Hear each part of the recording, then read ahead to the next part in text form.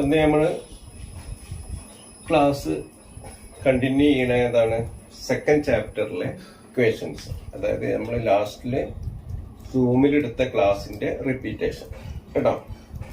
Equations നമ്മൾ കുറെ explain ചെയ്തു അല്ലെ, കുറെ എക്സ്പ്ലെയിൻ ചെയ്തു. അപ്പൊ അതിൽ എക്സ്പ്ലെയിൻ ചെയ്തതിന് അത് ബേസിക് ആയിട്ടില്ല. അതായത് നമ്മൾ ഇനി വരാൻ പോണ ചാപ്റ്ററിന്റെ പ്രധാനപ്പെട്ട ഭാഗം ഏതാണെന്ന് പറഞ്ഞത് ആൾജിബ്ര. ആൾജിബ്ര എന്ന് പറഞ്ഞാൽ ബീജഗണിതം.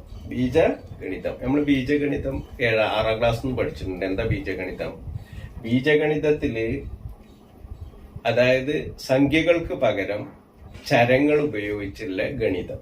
സംഖ്യകൾക്ക് പകരം ചരങ്ങൾ ഉപയോഗിച്ചുള്ള ഗണിതം. ചരങ്ങൾ പറഞ്ഞാല് variables X, Y, A, B ഒക്കെ സംഖ്യകൾക്ക് പകരം ഉപയോഗിക്കുക. നമുക്കൊരു അറിയാത്ത സംഖ്യ എന്ന് വിചാരിക്കുക. അപ്പൊ അതിന് പകരം അറിയാത്തൊരു സംഖ്യക്ക് പകരം 5 എഴുതാൻ പറ്റില്ലല്ലോ. അപ്പൊ 5 ആവൂലേ അല്ലെ? അപ്പൊ 6 എഴുതാൻ പറ്റില്ല, 6 ആവും. അത് അല്ല, ഏതോ ഒരു നമ്പർ, അങ്ങനത്തെ ഒരു നമ്പർ ആണെങ്കിൽ നമ്മൾ എന്ത് ചെയ്യും? അതിന് പകരം എക്സ് എന്ന് കൊടുക്കും. അതിന് പകരം എന്ത് ചെയ്യും?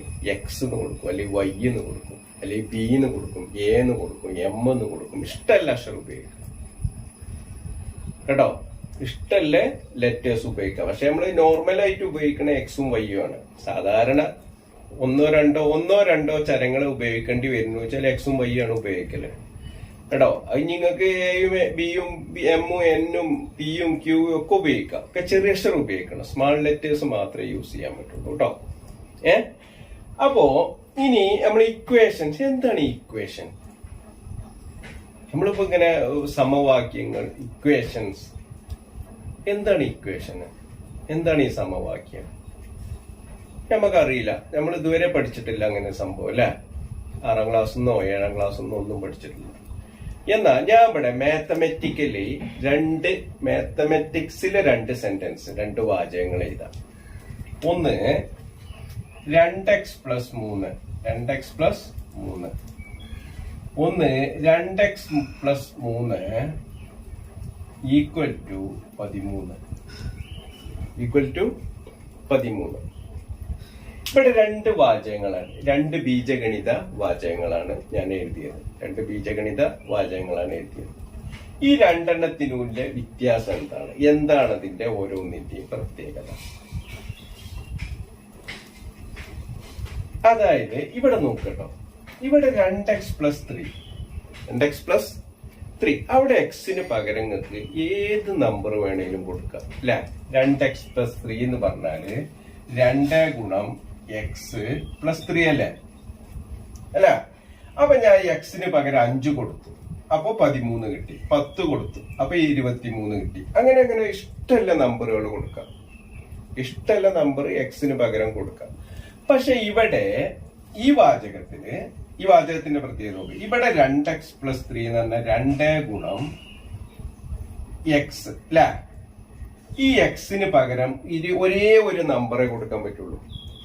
എക്സിന് പകരം ഒരേ ഒരു നമ്പറെ കൊടുക്കാൻ പറ്റുള്ളൂ. അതായത് ഈ 2നെ ഈ സംഖ്യ കൊണ്ട് ഗുണിച്ചാല് എന്നിട്ട് 3 ആഡ് ചെയ്താല് 13 കിട്ടണം. മനസ്സിലായോ? അപ്പൊ അവിടെ എന്താ കൊടുക്കാൻ പറ്റുള്ളൂ? 5 മാത്രമേ കൊടുക്കാൻ പറ്റുള്ളൂ. 2 × 5 + 3 സമം മാത്രമേ 13 ആവുള്ളൂ കേട്ടോ. 2 × 5 + 3 സമം 13. അപ്പൊ അവിടെ 2ന് ഗുണം 10 എഴുതി. 2 × 10 + 3 അപ്പൊ എത്ര കിട്ടുക? 23 ആണ്. ഇവിടെ 13 അല്ലേ വരണ്ടേ ഉള്ളൂ. 13 വരാൻ പറ്റുള്ളൂ. സമം 13 അല്ലേ. അപ്പൊ ഈ 2 വാചകങ്ങളും വ്യത്യസ്തമാണ്. എന്താണ് ആ വ്യത്യസ്തമാകാൻ കാരണം എന്നറിയോ? ഇവിടെ സമം എന്ന ഒരു സൈൻ ഉണ്ട്, ഒരു ചിഹ്നമുണ്ട്. ഈക്വൽ എന്ന് പറയുന്ന ഒരു സൈൻ ഉണ്ട്. ഈക്വൽ എന്ന് വന്നാല് അത് ഇക്വേഷനായി. അതെന്തായി? ഇക്വേഷനായി. അവിടെ ഒരു നമ്പർ മാത്രമേ ഉള്ളൂ ഈ എക്സിന് പകരം യൂസ് ചെയ്യാൻ പറ്റും. ഇഷ്ടമല്ല നമ്പർ മാത്രമേ യൂസ് ചെയ്യാൻ പറ്റില്ല, 1 മാത്രമേ യൂസ് ചെയ്യാൻ പറ്റൂ. അപ്പൊ ഇതാണ് ഇക്വേഷൻ. ഇക്വേഷൻ എന്ന് പറഞ്ഞാല് ആ ഇക്വേഷനിൽ ഒരു സമം എന്നൊരു ചിഹ്നം ഉണ്ടാവും. ഇക്വേഷനിൽ സമം എന്നൊരു ചിഹ്നം ഉണ്ടാവും. ഇവിടെ അത് ഉണ്ടായിരുന്നില്ല, ഇവിടെ അത് ഉണ്ടായിരുന്നില്ല, ഇവിടെ ഇങ്ങനെ മാത്രമായിരുന്നു അല്ലേ. അപ്പൊ ഇതൊരു എന്തല്ല, ഇക്വേഷൻ അല്ല, ഇതൊരു ഇക്വേഷൻ അല്ല, ഇതൊരു ഇക്വേഷൻ ആണ്. അപ്പൊ നിങ്ങൾക്ക് ഒറ്റയടിക്ക് ഇക്വേഷൻ, രണ്ട് സെന്റൻസ് എന്നാൽ ഏതാ ഇക്വേഷൻ എന്നില്ല സെക്കൻഡ് വെച്ച് കണ്ടുപിടിക്കും. ഒന്നും ആലോചിക്കാല്ല. എന്താണ് അവിടെ ഈക്വൽ എന്ന് പറയുന്ന ഒരു ചിഹ്നം, ഒരു സൈൻ ഉണ്ടെങ്കിൽ ദാറ്റ് ഈസ് എൻ ഇക്വേഷൻ. കേട്ടോ, അതാണ് ഇക്വേഷൻ. അതാണ് ഇനി നമ്മൾ പഠിക്കാൻ പോകുന്നത്. അതാണ് ഈ ചാപ്റ്ററിന്റെ മൊത്തത്തിലുള്ള കണക്കുകൾ മുഴുവൻ അത് ബന്ധപ്പെട്ട് റിലേറ്റഡ് ആയിട്ടില്ല. കേട്ടോ, അപ്പൊ ഇതുവരെ പഠിച്ചതൊക്കെ, നമ്മൾ ഇതുവരെ ക്ലാസ് എടുത്ത കാര്യങ്ങളൊക്കെ അതിന്റെ ബേസ് ആണ്. നമ്മൾ കുറെ റിവേഴ്സ് കാൽക്കുലേഷൻ ഒക്കെ ചെയ്തില്ലേ, അതൊക്കെ അതിന്റെ ബേസ് ആണ്. എന്താണ് ആ സംഗതി എന്നില്ല. ഇതിനി നമ്മൾ ലെറ്റേഴ്സ് ഉപയോഗിച്ച്, അതായത് വേരിയബിൾസ് ഉപയോഗിച്ച്, ചരങ്ങൾ ഉപയോഗിച്ച് ചെയ്യണ കാര്യങ്ങളാണ് ഇനി നോക്കണേ. കേട്ടോ, ഇനി നോക്കട്ടോ, ഞാനിവിടെ ഇത് ചെയ്യുന്നതിന് മുമ്പ്, ഈ ചാപ്റ്റർ തുടങ്ങുന്നതിന് മുമ്പ് മാത്സിലെ കുറച്ച് കാര്യങ്ങൾ ഞങ്ങളോട് പറയണേ. നമുക്ക് 7ാം ക്ലാസ്സിൽ നിന്ന് നിങ്ങൾക്ക് എടുത്തിട്ടുണ്ടാവും. എടുത്ത് കാരണം 7ാം ക്ലാസ് ഉണ്ടായിട്ടില്ലല്ലോ നിങ്ങൾക്ക് അല്ലെ. അപ്പൊ അതുകൊണ്ടുള്ളൊരു പ്രശ്നം ഉണ്ടാവും. അപ്പൊ ഞാൻ പറഞ്ഞുതരാം കേട്ടോ. അത് നിങ്ങളെ മനസ്സിൽ എപ്പോഴും വേണം. പിന്നെ ഞാൻ ചോദിക്കുമ്പോ അത് അറിയില്ല എന്ന് പറയരുത് കേട്ടോ. ഒരു കാൽക്കുലേഷൻ, അതായത് ഈ സെന്റൻസിന്റെ ഒരു കാൽക്കുലേഷൻ നോക്കട്ടോ. ഇപ്പോ ഇവിടെ x+3 സമം 10. x+3 സമം 10. അതായത് എക്സിനോട് കൂടി 3 കൂട്ടിയാൽ 10 കിട്ടും. എക്സിനോട് കൂടി 3 ആഡ് ചെയ്താൽ 10 കിട്ടും. അപ്പൊ എക്സ് എത്രയെന്ന് കണ്ടുപിടിക്കാൻ എന്താ നമ്മൾ ചെയ്യുക? 10ൽ നിന്നും 3 കുറക്കും. 10ൽ നിന്നും 3 കുറക്കും. ഇത് നമ്മൾ പഠിച്ചതല്ലേ. അതായത് ഇവിടെ +3 എന്നതിനെ ഇങ്ങോട്ട് മാറ്റും. +3 എന്നതിനെ ഇങ്ങോട്ട് മാറ്റും. അപ്പൊ എന്താവും? ഇങ്ങോട്ട് മാറ്റുന്നതോടുകൂടി ഈ ബ്രിഡ്ജ് കവർ ചെയ്താല് നെഗറ്റീവ് എന്താവും? പോസിറ്റീവ് ആയി മാറും. പോസിറ്റീവ് എന്താവും? നെഗറ്റീവ് എന്തായും. പ്ലസ് എന്നത് അങ്ങോട്ട് പോകുമ്പോ മൈനസ് ആവും. മൈനസ് എന്നത് അങ്ങോട്ട് പോകുമ്പോ പ്ലസ് ആവും. അപ്പൊ ഇവിടെ 10 - 3 സമം 7. ശരിയല്ലേ? 7ഉം 3ഉം കൂട്ടിയ 10 അല്ലേ? ചെയ്തൂടെ? അപ്പോ ഈ ഒരു നിയമം വെച്ചിട്ടാണ് നമ്മള് ഈ എക്സ് എന്നതിന്റെ വാല്യൂ കണ്ടുപിടിക്കുക. ഇത് നല്ല, ഇനി അതിന്റെ നെഗറ്റീവ് പോസിറ്റീവ് ആകണ വേറുണ്ട്. ഇപ്പൊ നോക്കുക. ഇപ്പോ ഇവിടെ തന്നെ x - 7 സമം 3. x - 7 സമം 3 എന്ന് വിചാരിക്കുക. അപ്പൊ എക്സ് കാണാൻ എന്താ ചെയ്യുക? എക്സ് സമം ഈ മൈനസ് അങ്ങോട്ട് കൊണ്ടുപോകും. 3 അവിടെ ഉണ്ടാവും അല്ലെ? ഈ മൈനസ് അങ്ങോട്ട് കൊണ്ടുപോകുമ്പോ എന്താവും? പ്ലസ് ആവും. Equal to 10. ഇതാണ് അഡീഷനും സബ്സ്ട്രാക്ഷനും. അഡീഷൻ അങ്ങോട്ട് പോകുമ്പോ സബ്സ്ട്രാക്ഷൻ ആവും. ഇവിടെ സബ്സ്ട്രാക്ഷൻ അങ്ങോട്ട് കൊണ്ടുപോകുമ്പോ അഡീഷൻ ആവും. അതായത് കൂട്ടൽ അങ്ങോട്ട് കൊണ്ടുപോകുമ്പോ കുറക്കലാവും, കുറക്കൽ അങ്ങോട്ട് കൊണ്ടുപോകുമ്പോ കൂട്ടലാവും. ഇതാണ് ഒരു ഇത് ഭാഗം. ഇനി അടുത്തത് നോക്കുക. അടുത്ത എന്താ അറിയോ? അടുത്തത് 2x സമം 18. 2x സമം 18 ആണ് വിചാരിക്കുക. 2x സമം 18 ആണ്. അപ്പൊ 2x എന്ന് പറഞ്ഞാൽ എന്താണ്? 2 × x സമം 18. 2 × x സമം 18.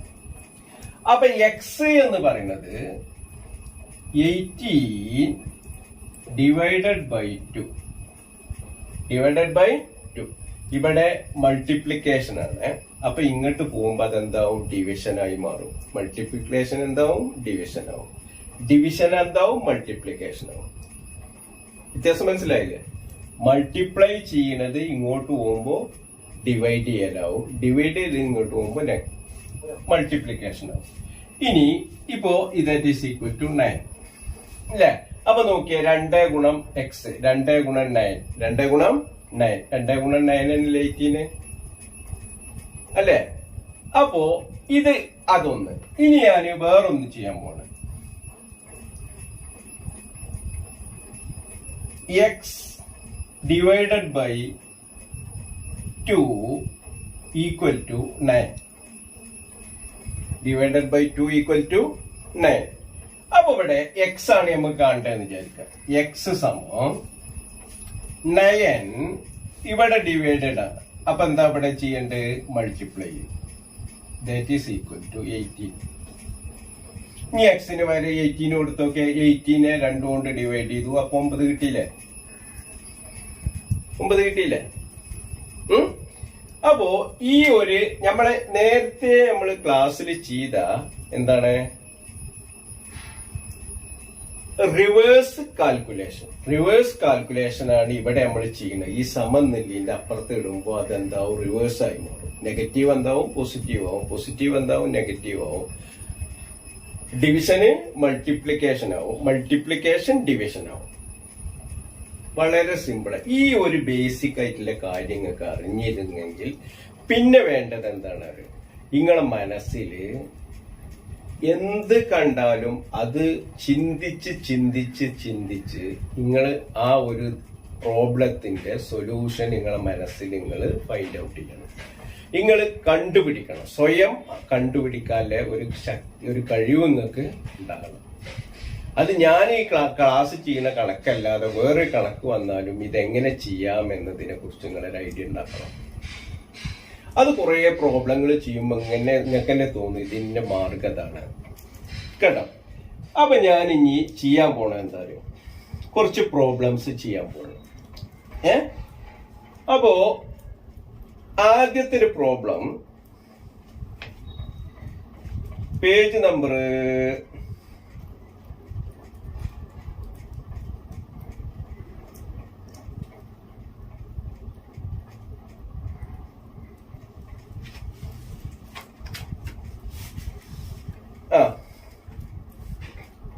നോക്കട്ടോ. ഒരു ക്വസ്റ്റ്യൻ നോക്കാം. എന്താ ക്വസ്റ്റ്യൻ അറിയാം? A price of a chair and a table together is 4500 rupees. ഒരു ചെയറും ഒരു ടേബിളും പാടെ വില, രണ്ടിന്റെയും കൂടിയ വില, രണ്ടും കൂടെ കൂടിയ വില 4500 രൂപയാണ്. 4500 രൂപയാണ്. ഇനി the price of the table is 1000 rupees. Price of the table is 1000 rupees more than the chair. More than the chair. What is the price of each? ശരിക്കും ശ്രദ്ധിക്കട്ടോ. അതായത്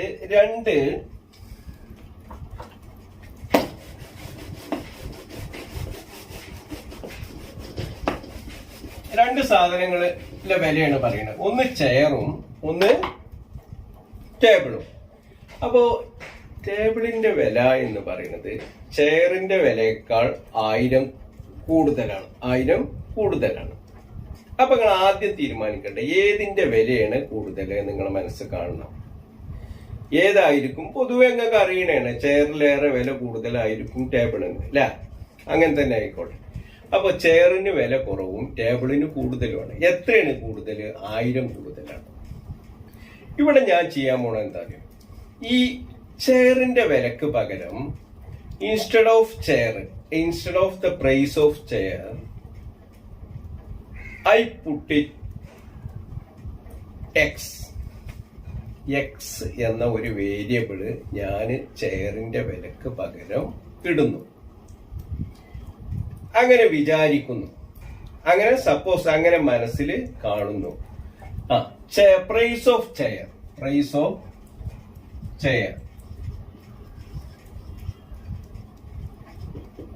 എക്സ്. അങ്ങനെ ചെയറിന്റെ പ്രൈസ് എക്സ് ആണെങ്കിൽ ടേബിളിന്റെ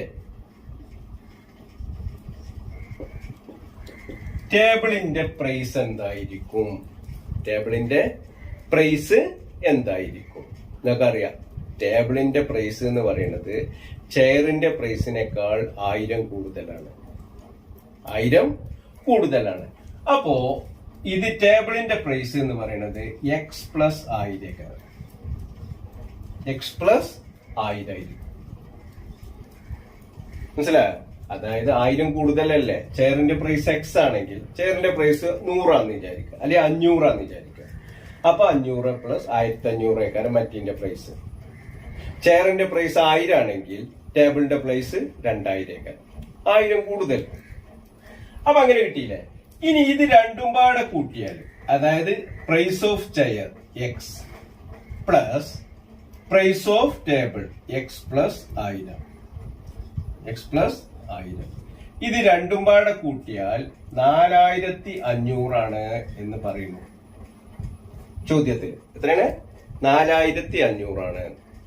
ഇനി ഞാൻ ചെയ്യാൻ പോണ എന്താ അറിയും, ഇതിന് നമ്മൾ എക്സിന്റെ വില കാണണം. അപ്പോ എക്സും എക്സും കൂട്ടിയാൽ എന്താണ്? 2x ആണ്. എക്സും കൂട്ടിയാൽ 2x ആണ്. 2x പ്ലസ് 1000 സമം എത്രയാണ്? 4500. 2x പ്ലസ് 1000 സമം 4500 അല്ലേ? ഇനി ഞാൻ ആദ്യം പറഞ്ഞ മെത്തേഡ് ഞാൻ പറഞ്ഞില്ലേ, ഇവിടുന്ന് ഇടത്തുനിന്ന് വലത്തോട്ട് കൊണ്ടുപോയാലും നെഗറ്റീവ് പോസിറ്റീവ് ആവും പറഞ്ഞില്ലേ. അപ്പൊ ഞാൻ ഈ 2 വശങ്ങളുണ്ട് എന്ന് പറഞ്ഞാലേ, ഈ സമത്തിന്റെ അപ്പുറത്തും ഇപ്പുറത്തും ആണ് ഇടവും വലവും എന്ന് പറയുന്നത് കേട്ടോ. റൈറ്റും ലെഫ്റ്റും എന്ന് പറയുന്നത് ഉദ്ദേശിക്കുന്നത് ഈ സൈന്, അതായത് ഈക്വൽ സൈനിന്റെ അപ്പുറം. അപ്പൊ 2x സമം 4500 ഇത് അങ്ങോട്ട് കൊണ്ടുപോകും. എത്രയാണ്? -1000 ആയി മാറും. -1000. അപ്പൊ 2x എന്ന് പറയുന്നത് 3500 ആണ്. 3500. അപ്പൊ 2x എന്ന് പറയുന്നത് 2 ഗുണം x ആണ്. 3500. 2 ഗുണം x 3500. അപ്പൊ x സമം 3500 ഡിവൈഡഡ് ബൈ 2 സമം 1750. നോക്കിയേ, ചെയ്ത് നോക്കട്ടോ. X plus 1000. എക്സ് എന്ന് പറയുന്നത് ചെയറിന്റെ വില, എക്സ് പ്ലസ് 1000 എന്ന് പറയുന്നത് ടേബിളിന്റെ പ്രൈസ്. പിന്നെ അത് ഞാൻ ഒന്നും കൂടി ഉഷാറാക്കി എഴുതി. എന്ത്? എക്സും കൂട്ടി, എന്നിട്ട് എന്ത് ചെയ്തു? 2x ആക്കി, എന്നിട്ട് 1000 കൂട്ടി. അപ്പോ 4500. എന്നിട്ട് എന്ത് ചെയ്തു? ഈ 2x മാത്രം ഇവിടെ നിർത്തി 1000 അങ്ങോട്ട് കൊണ്ടുപോയി. ഇവിടെ പിന്നെ 2x മാത്രമേ ഉള്ളൂ. അപ്പൊ 2x സമം 4500 മൈനസ് 1000 ഇത് കൂട്ടണം എന്നില്ല, അങ്ങോട്ട് കൊണ്ടുപോകുമ്പോ എന്താവും? കുറക്കണം എന്നാവും. മനസ്സിലായോ? അപ്പോ 2x സമം 3500 കിട്ടി. അപ്പൊ 2x എന്ന് പറയുന്നത് 2 ഗുണിക്കണം x ആണ്. അതായത് എക്സിന്റെ ഡബിൾ ആണ് 3500. അപ്പൊ എക്സ് എന്ന് പറയുന്നത് അതിന്റെ പകുതിയായിരിക്കും.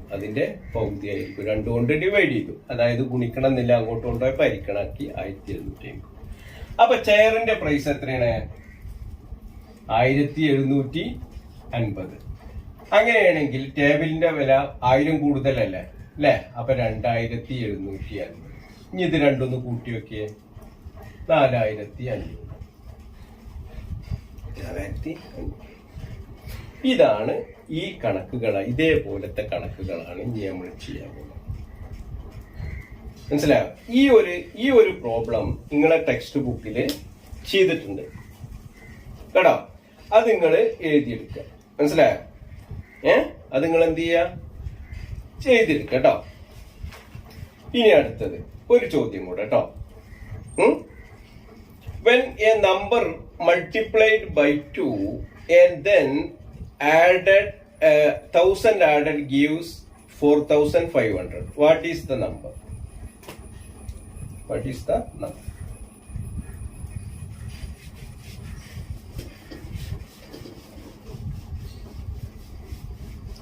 ഇതൊക്കെ നിങ്ങൾ എന്ത് ചെയ്താൽ മതി അറിയാം. ഞാനിങ്ങനെ ഈ ഇത് വായിക്കുന്ന സമയത്ത് വല്ല സ്ക്രീൻഷോട്ട് എടുക്കുക, എന്നാ പിന്നെ അത് നോക്കിയിട്ട് നിങ്ങൾ കോപ്പി അടിച്ചാൽ മതി. മനസ്സിലായോ? എളുപ്പമല്ല മാർക്ക് അതാണ്. അതിങ്ങനെ ബോർഡുമ്മ ചെയ്ത് വെച്ചിട്ടുണ്ടാവുമല്ലോ, അവസാനം വരെ ആൻസർ വരെ ഞാൻ ഇവിടെ ചെയ്തില്ലേ, ആ സമയത്ത് വല്ല സ്ക്രീൻഷോട്ട് അടിക്കുക. നിങ്ങൾ ഫുൾ സ്ക്രീനിലല്ലേ വീഡിയോ കാണുന്നത്? എപ്പോഴും ചെരിച്ച് പിടിച്ചിട്ട് ഫുൾ സ്ക്രീനിൽ കാണണം കേട്ടോ, എന്നാലേ ഞാൻ ഓരോന്ന് ഇതിന് കറക്റ്റ് ആയിട്ട് കാണുള്ളൂ. ഓക്കെ? എന്നിട്ട് സ്ക്രീൻഷോട്ട് അടിക്കുക, എന്നിട്ട് പിന്നെ അത് നോക്കിയിട്ട് എഴുതുക. അല്ലെങ്കിൽ പിന്നെ അങ്ങനെ വീഡിയോ കണ്ടുകൊണ്ട് ആൻസർ ചെയ്താൽ മതി. അപ്പൊ നോക്കട്ടെ. When a number multiplied by 2 and then added 1000 then you will get 4,500. അതായത് ഒരു സംഖ്യനെ 2 കൊണ്ട് മൾട്ടിപ്ലൈ ചെയ്തിട്ട് 1000 ആഡ് ചെയ്താല് എന്ത് കിട്ടും എന്നാ പറയണത്? 4,500 കിട്ടും. അപ്പൊ സംഖ്യ ഏതാണ്? അപ്പൊ സംഖ്യക്ക് പകരം ഞാൻ എന്ത് ചെയ്തു? എക്സ് കിട്ടും. സംഖ്യക്ക് പകരം X. Suppose the number is X. അങ്ങനെ നമ്പർ എക്സ് ആണെന്ന് മനസ്സിൽ വിചാരിച്ചു. എന്നിട്ട് അതിനെ 2 കൊണ്ട് ഗുണിച്ചു. 2x ഗുണിച്ചു അല്ലെ, മൾട്ടിപ്ലൈ ചെയ്തു. എന്നിട്ട് 1000 ആഡ് ചെയ്തു. അപ്പൊ 4,500 നമുക്ക് കിട്ടും എന്നാ പറയണത്. 4,500 കിട്ടും. ഓക്കെ. അപ്പൊ നമുക്ക് അതിൽ നിന്നും നമ്മൾ എക്സ് കാണണം. ആദ്യം നമ്മൾ സംഖ്യനെ എക്സ് ആന്ന് മനസ്സിൽ വിചാരിച്ചു. എന്നിട്ട് ആ എക്സിനെ 2 കൊണ്ട് ഗുണിച്ചു. എന്നിട്ട് 1000 കൂട്ടി. അതായത് ഒരു സംഖ്യനെ 2 കൊണ്ട് ഗുണിച്ചതിന് ശേഷം 1000 കൂട്ടിയാൽ 4,500 കിട്ടും. എന്നാൽ സംഖ്യ ഏതാണെന്നാണ് ചോദ്യം. അപ്പൊ ഞാൻ ഇനി എന്ത് ചെയ്തു? 2x 2 ഗുണിക്കണ എക്സ് സമം 4,500 മൈനസ് 1000. 4,500 മൈനസ് 1000 അല്ലെ? അങ്ങനെയല്ലേ? ഇത് അങ്ങോട്ട് കൊണ്ടുപോകുമ്പോ മൈനസ് ആവില്ല. അപ്പൊ 3,500 നേരത്തെ അതേപോലെ തന്നെ. അപ്പൊ എക്സ് സമം 3,500 divided by 2, that is equal to 1,750. 1,750. അപ്പൊ നോക്കിയേ, ഇവിടെ എക്സിന് പകരം 1,750 കൊടുത്തു നോക്കാം. 2 ഗുണം 1,750 എത്രയാണ്? 1,500, 1,500, 3,250, 250, 500. 3,500 അല്ലേ? അതിൽ കൂടി 1000 കൂട്ടി. അപ്പൊ 4,500 കിട്ടുന്നില്ലേ?